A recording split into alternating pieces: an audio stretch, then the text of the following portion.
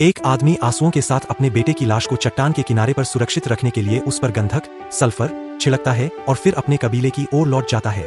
शाम होते ही एक गिद्ध वहां आता है उस लाश को खाने के लिए, लेकिन तभी जबरदस्त दर्द के कारण लड़का होश में आ जाता है और गिद्ध को उठाकर नीचे खाई में फेंक देता है।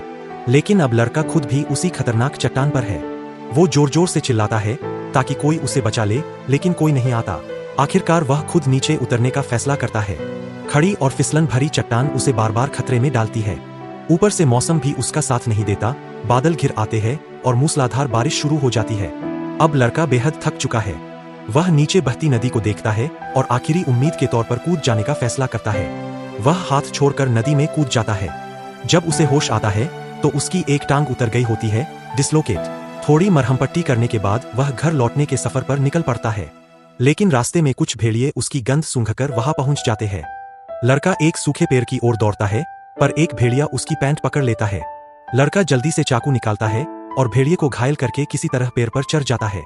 वह रात भर वही डटा रहता है और अगली सुबह भेड़ियों का झुंड चला जाता है, लेकिन घायल भेड़िया वही रह जाता है। लड़का पहले उसे मारने की सोचता है, लेकिन भेड़िया एक करुण रुदन करता है जिससे लड़के का दिल पसीज जाता है। उसे लगता है कि जैसे वह भी उसकी तरह अपने झुंड से बिछड़ा हुआ है। लड़का भेड़िए का जख्म साफ करता है, उसे पानी पिलाता है। भेड़िया मानो यह समझ गया हो कि लड़का उसका दुश्मन नहीं है। इसके बाद से भेड़िया उसका साथी बन जाता है। वे साथ मिलकर शिकार करते हैं और रात में एक दूसरे से सटे सोते हैं।